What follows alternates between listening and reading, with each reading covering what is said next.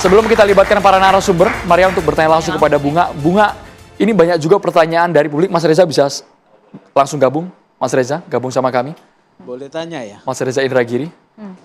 Pak Sugeng ingin langsung bertanya? Ya, silakan Pak Sugeng. Ini kejadian Bunga alami kapan ya Bunga ya? Kemudian apakah Bunga waktu itu kemudian merasa perlu melaporkan kepada yang berwajib atau bagaimana langkahnya? Gitu Bunga. Boleh dijawab Bunga, silakan. Nah, kejadiannya itu tanggal 27 September. Setelah kejadian, saya sempat mikir mau ngelaporin, tapi di sana saya trauma. Saya sampai bahkan ke lokasi itu Taman Udayana itu aja saya nggak pernah ke sana. Saya trauma punya dengar berita nama yang mengenai Agus itu, saya trauma sekali. Nah, terus pas awal beritanya muncul, itu persis banget kronologinya sama kronologi saya. Tapi, nah terus saya kirain itu kejadian saya. Terus di sana saya udah nggak bisa apa-apa, udah trauma banget. Sampai saya diantar sama teman saya dari kampus ke tempat tinggal saya. Umur berapa ya Bunga ya? Usia? Malam. Berapa? Malam. Enggak usia Bunga? 18. 18. Ya, terima kasih. Bunga, ini pertanyaan soal publik yang mempertanyakan kenapa tidak ada perlawanan dengan kondisi Agus tanpa lengan. Harusnya kan sebagai korban bisa melawan, bisa memberontak. Bunga. Nah, pas awal-awal itu kan saya kasihan ke dia. Awal-awal. Terus saya nyadarnya itu, saya juga sempat dibaca-bacain. Saya nggak tahu dia baca apa pas di taman. Pas di Taman Udayana. Dia ngebacain saya apa mungkin sama pas di homestay itu. Dia ngebacain mantra ke saya nggak tahu itu apa. Saya juga lupa itu kalimatnya apa, soalnya itu bukan bahasa saya. Sama itu bukan bahasa Indonesia. Sempat juga di homestay itu dia suruh saya buat buka jilbab saya, tapi saya nggak mau di sana. Pada saat membacakan mantra-mantra itu yang tadi Bunga sebutkan, sempat ada kontak fisik nggak? Bisa menyentuh bagian tangan atau kaki atau seperti apa? Enggak, dia bilang tatap mata saya. Pokoknya ngomong sama dia itu fokus aja ngedengerin dia. Terus fokus banget ke matanya. Saya nggak bisa lihat lain gitu.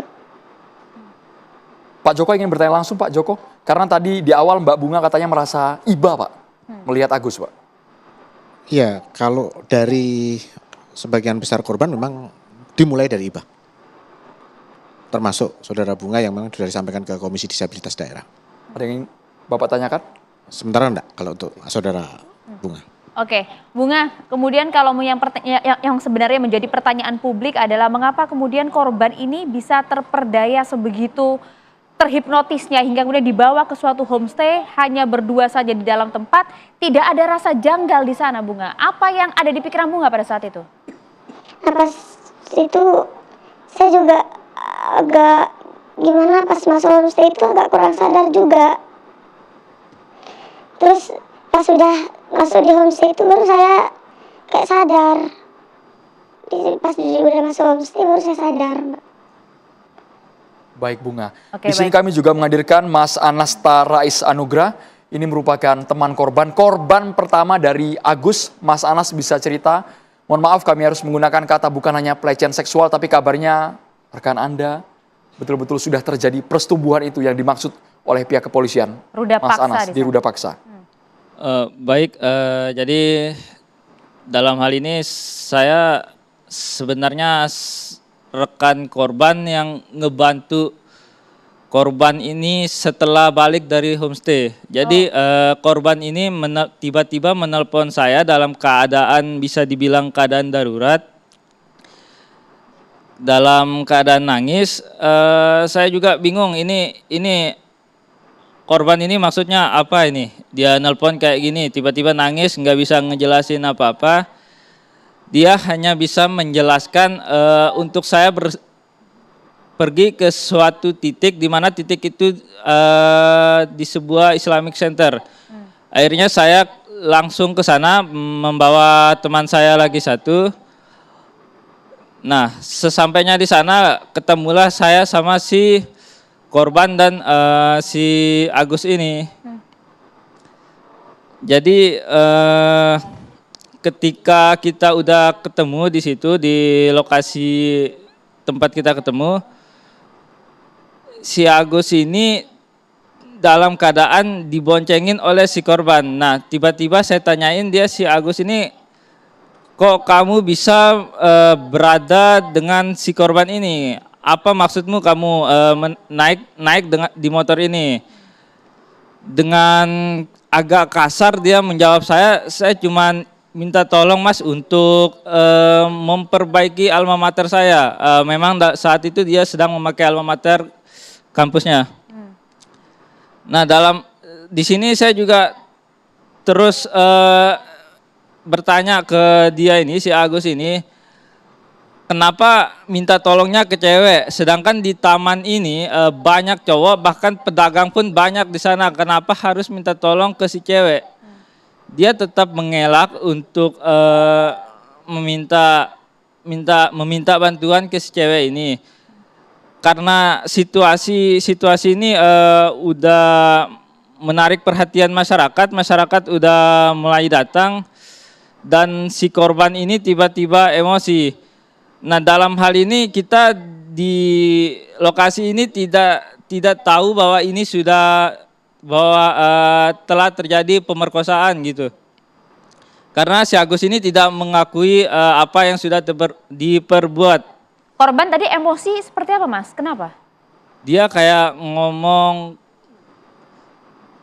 percuma kita laporin dia, kita nggak punya bukti. Terus ada juga kalimat yang menyatakan, kamu sudah berapa kali kamu gituin orang tuh. Ya, kami di sini sebagai saksi nggak ngerti apa maksudnya teman saya ini.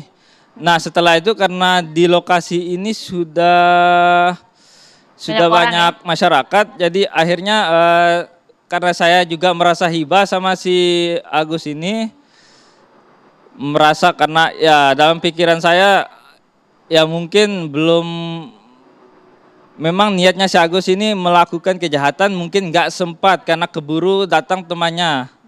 Akhirnya ya udah saya bawa aja korban ini ke salah satu minimarket untuk saya tanyain. Nah, di situ baru saya tahu bahwa sudah dibawa ke homestay, sudah di ini. Mas Anas, apa yang mendasari sehingga korban akhirnya memberanikan diri untuk melapor ke pihak polisian? Sebenarnya korban ini takut juga dia melapor karena di sisi lain nggak punya bukti. Akhirnya ketika dia ngaku ke saya bahwa dia udah dibawa ke homestay, diperkosa, akhirnya di situ saya langsung membawa korban ke Polda NTB. Dan dalam perjalanan korban ini ketakutan sambil nangis. Bahkan dia hampir mau loncat dari atas motor karena ketakutan dengan si Agus ini. Sempat diancam kah? Diancam sih pasti, tapi ancamannya dia itu dalam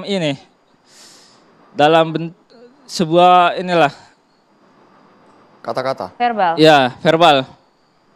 Baik, Mas Seperti Anas. apa, Mas? Sempat disampaikan tidak? Ada kalimat dari korban yang bilang, saya takut dibunuh karena dia itu punya ilmu, dia bilang. Baik. Kita coba ke kuasa hukum dari tersangka Agus Iwas, Pak Ainudin. Semoga audionya sudah jelas, Pak Ainudin. Kami ingin tahu apakah betul, karena di awal yang kami tangkap, Agus ini mengelak, Pak, dari tuduhan bahwa dia memperkosa, dia melecehkan seksual, bahkan sampai sekarang juga korbannya terus melapor, Pak Ainudin. Baik, selamat malam. Terima kasih atas kesempatan yang diberikan kepada kami, para narasumber yang tidak bisa saya sebutkan satu persatu, tapi tentunya saya muliakan. Maka kita kedepankan adalah asas praduga tak bersalah. Selaku kuasa hukum, kami perlu sampaikan bahwa pertanggal 6 hari Jumat tahun 2024 kemarin, yaitu kami diminta oleh Agus melalui keluarganya menjadi kuasa hukumnya. Jadi kami resmi menjadi kuasa hukum setelah kuasa hukum sebelumnya. Baik. Nah, mendengar apa penjelasan yang dari tadi, ada hal-hal yang perlu kami luruskan. Karena kami mendampingi itu tentunya juga mendengarkan apa yang disampaikan oleh tersangka dalam hal ini adalah Agus. Nah, kaitannya dengan kejadian-kejadian yang sudah disampaikan tadi, saya menyikapi dengan apa yang disampaikan oleh saudara Anas.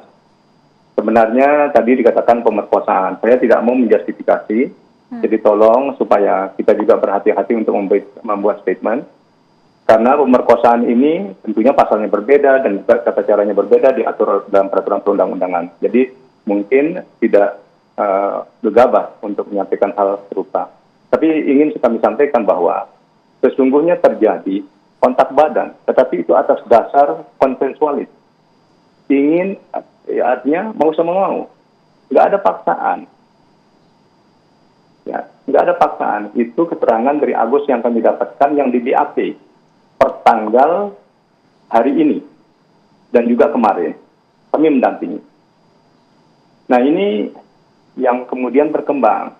Di tengah-tengah masyarakat itu, semua sosial media kemudian berkomentar seolah-olah bahwa ada justifikasi yang dari awal Agus ini adalah orang yang bersalah.